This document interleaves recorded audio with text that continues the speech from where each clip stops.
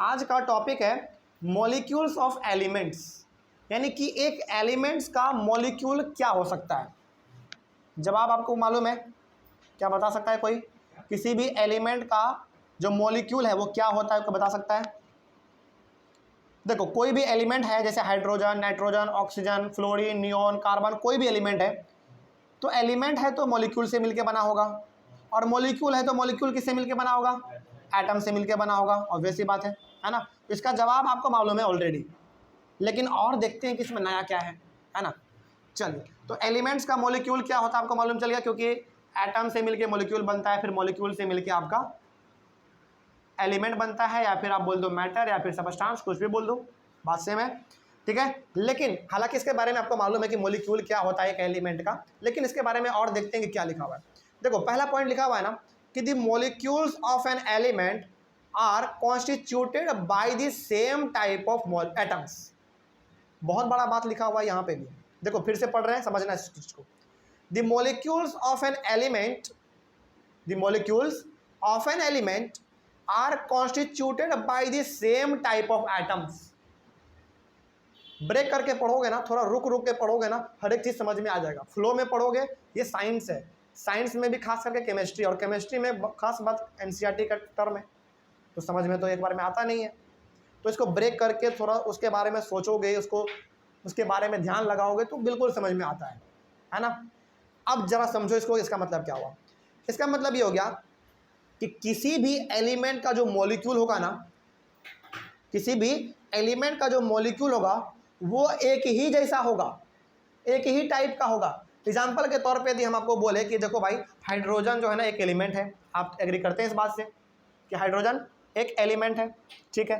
तो हाइड्रोजन के जो मॉलिक्यूल होंगे, क्या उस हाइड्रोजन के मॉलिक्यूल में कुछ मॉलिक्यूल हाइड्रोजन का होगा, कुछ मॉलिक्यूल कार्बन का होगा, कुछ मॉलिक्यूल नाइट्रोजन का होगा? ऐसा होगा क्या? कभी नहीं ऐसा हो सकता है। तो इसीलिए यहाँ पे कहा गया था कि एक एलिमेंट का जो भी मॉलिक्यूल होगा वो एक ही प्रकार का होगा और एक ही जैसे एटम से मिलकर बना होगा। और अब ऐसी बात है कि एक प्रकार का एटम होगा, यानी कि एक ही जैसा एटम होगा तो एक ही जैसा मॉलिक्यूल होगा, और एक जैसा मॉलिक्यूल होगा तो एक जैसा एलिमेंट होगा। सिंपल सी बात समझ में आ गई? चलिए आगे बढ़ते हैं। फिर उसके बाद एक टर्म आपको मिलेगा एनसीईआरटी में, जब आप पढ़ेंगे line by line, atomicity. Atomicity मिलेगा। इसके बारे में जानिए क्या लिखा हुआ है। The number of atoms present in one molecule. फिर से बोल रहे हैं, ब्रेक करके पढ़ो, अस्थिर से पढ़ो, ध्यान से, ठीक है?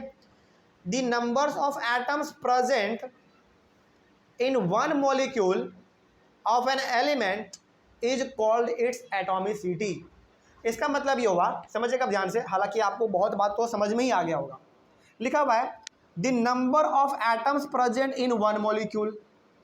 आपको मालूम है कि बहुत सारे दो या दो से ज़्यादा एटम को मिलाओगे तो मॉलिक्यूल बनेगा, लेकिन एक मॉलिक्यूल में कितना एटम है, कितने नंबर ऑफ एटम है, आपको तो मालूम है कि दो या दो से ज़्यादा एटम को मिला दो तो आपका मॉलिक्यूल बनता है। लेकिन एक मॉलिक्यूल में कितना नंबर ऑफ एटम आपस में जुड़ा हुआ है, उसी को हम लोग कहते हैं एटॉमिसिटी। सिंपल सी बात समझ में आ रहा है? तो जैसे फॉर एग्जांपल मान लीजिए किसी भी, हालांकि अभी तो हम उसके ऊपर नहीं जा रहे हैं, लेकिन सपोज कीजिए कि हाइड्रोजन, चलो छोड़ दो, बस एग्जांपल के तौर पे मान रहे हैं ना, ये इन्फॉर्मेशन यानी कि ये डाटा गलत हो सकता है, बस एग्जांपल लेना है इसको। बस मान लो कि कार्बन का जो एक मॉलिक्यूल है, कार्बन का जो एक मॉलिक्यूल है वो बनता है 10 एटम को मिला के। सपोज करो एक कार्बन का मॉलिक्यूल है और वो मॉलिक्यूल बनता है 10 कार्बन एटम को मिला के। तो बताओ कि उस जगह पर एटॉमिसिटी कितना हुआ? 10 हुआ, क्योंकि टोटल नंबर ऑफ एटम्स कितने हुए हमारे? 10 हुए। तो बेसिकली हमको एटॉमिसिटी ये बताता है, देखो कुछ भी यदि याद नहीं रहना एटॉमिसिटी में, बस ये याद रख लेना कि एक मॉलिक्यूल में कितना एटम, यानी कि एक मॉलिक्यूल कितने एटम मिलके बने हैं। सिंपल सी बात, वो इसी को हम लोग कहते हैं एटॉमिसिटी। बस बात खत्म, इतना के अलावा कुछ नहीं है इसमें। आगे बढ़ते हैं। उसके बाद आपके सामने आएगा mono atomic molecule. Mono atomic molecule ये क्या होता है, इसके बारे में जान लो। देखो, दो टर्म है, पहला है मोनो एटॉमिक और दूसरा है मॉलिक्यूल। मॉलिक्यूल तो आपको मालूम है लेकिन मोनो एटॉमिक क्या होता है इसके बारे में जान लो। A molecule of an element which is made up of only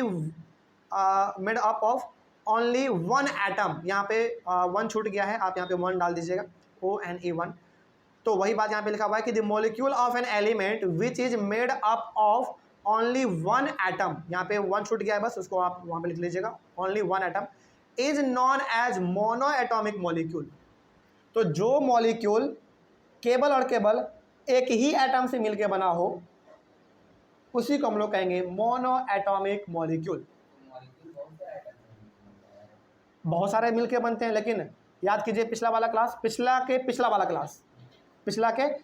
class याद कीजिए कि हमने आपको कहा था कि बहुत सारे हमारे ऐसे भी एलिमेंट हैं जो कि केवल और केवल एक ही एटम से मिलके बना है, और मोस्ट ऑफ द एलिमेंट ऐसे हैं, हमने वर्ड इस्तेमाल किया था, मोस्ट ऑफ द एलिमेंट्स ऐसे हैं जो कि दो या दो से ज़्यादा एटम से मिलके बने हुए हैं। तो वो तो हम लोग पिछले वाले क्लास में बात कर चुके हैं, लेकिन आपको केवल ध्यान में यहाँ पे ये लाना है कि ऐसे मॉलिक्यूल्स जो कि केवल और केवल एक ही एटम से मिलके बना हो उसको हम लोग कहेंगे मोनो एटॉमिक मॉलिक्यूल। सिंपल सी बात है, ठीक है। आगे बढ़ते हैं। मोनो मतलब होता है सिंगल, वन, है ना। आगे बढ़ते हैं, एग्जाम्पल देख लीजिए मोनो एटॉमिक मॉलिक्यूल का। For example molecule of helium, neon. याद कीजिए एग्जाम्पल हमने पिछले वाले क्लास में दिया था, याद आ रहा है कुछ? Helium, neon, argon, krypton etcetera are made up of only one atom. तो यहाँ पे कुछ एलिमेंट के नाम हैं और इस एलिमेंट का जो मॉलिक्यूल होगा वो मात्र एक ही एटम से मिलके बना होगा, इसीलिए इसका नाम पड़ गया है मोनो एटॉमिक मॉलिक्यूल, ठीक है। आगे उसके बाद है डाई एटॉमिक मॉलिक्यूल। डाई का मतलब होता है टू, यानी कि डुअल बोलो या फिर दो बोलो, बात सेम है। डाई एटॉमिक मॉलिक्यूल क्या होता है इसके बारे में जान लो। A molecule of an element which is made up of two atoms is known as die atomic molecule. तो किसी भी एलिमेंट का जो मॉलिक्यूल होगा यदि वो दो एटम से मिलकर बना है तो उसको हम लोग कहेंगे डाई एटॉमिक मॉलिक्यूल। यानी कि किसी भी एलिमेंट का जो मॉलिक्यूल है यदि वो दो एटम से मिलकर बना है तो उस मॉलिक्यूल को क्या कहेंगे? डाई एटॉमिक मॉलिक्यूल, क्योंकि दो से मिलकर बना है। हाँ, एग्जांपल के तौर पे देख लेते हैं, जैसे molecule of oxygen, hydrogen, nitrogen etcetera, बहुत सारे हमारे, है ना। एग्जांपल लेना चाहेंगे तो बहुत सारा हो जाएगा। तो ये कुछ ऐसे एलिमेंट हैं जो कि मॉलिक्यूल इसके जो है ना वो दो एटम से मिलकर बने हैं, है ना। ETC are made up of two atoms. उसके बाद हमारा आता है टेट्रा एटॉमिक मॉलिक्यूल। टेट्रा क्या होता है देख लो। A molecule of an element which is made up of three atoms is known as tetra atomic molecule. तो जिस एलिमेंट के मॉलिक्यूल तीन एटम से मिलकर बना हो उसको हम लोग कहेंगे टेट्रा, उसी मॉलिक्यूल को हम लोग कहेंगे टेट्रा एटॉमिक मॉलिक्यूल। बात समझ में आ रही है? यहाँ तक में कोई समस्या? एग्जाम्पल देख लीजिए इसका, टेट्रा का क्या होता है। For example molecule of phosphorus, sulphur etcetera are made up of three atoms.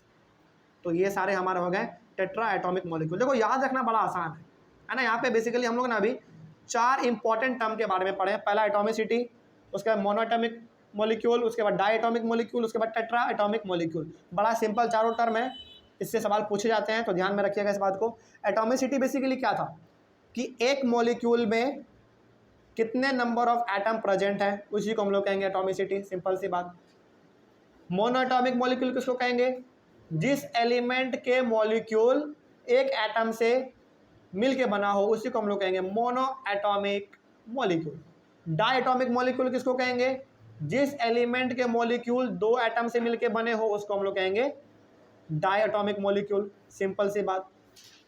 लिखना नहीं है रोशन, लिखो मत, नोट्स मिल जाएगा, ठीक है। अभी फिलहाल ध्यान से सुन लो, नोट्स मिलेगा, हर कुछ वही इसमें है, सब चीज़ मिल जाएगा। उसके बाद फिर हाँ, उसके बाद क्या था? Tetra atomic molecule. तो जिस एलिमेंट का मॉलिक्यूल तीन एटम से मिलके बना हो उसको हम लोग कहेंगे टेट्रा एटॉमिक मॉलिक्यूल, सिंपल सी बात। तो चारों टर्म याद रखना, बड़ा ही सिंपल है। तो टॉपिक का नाम था आपका मॉलिक्यूल्स ऑफ एलिमेंट्स। तो बात समझ में आ गया। तो कितने प्रकार के मॉलिक्यूल्स हो सकते हैं आपको समझ में आ गया। तो क्लास 9th में बेसिकली आपको 3 प्रकार के मॉलिक्यूल्स पढ़ने हैं, एलिमेंट के 3 प्रकार के मॉलिक्यूल्स के बारे में आपको पढ़ने हैं, और आपने यहाँ पे उसको जान भी लिया और आपने एग्जाम्पल भी देख लिया। ठीक है, कोई डाउट किसी को? कौन सा? पॉली एटॉमिक, वो भी आएगा, वो इस टॉपिक का बात नहीं है, आगे वाले का है, वो भी आएगा उसमें।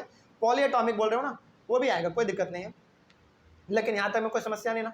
इस देखो टॉपिक वाइज पढ़ोगे ना तो हर चीज़ समझ में आएगा।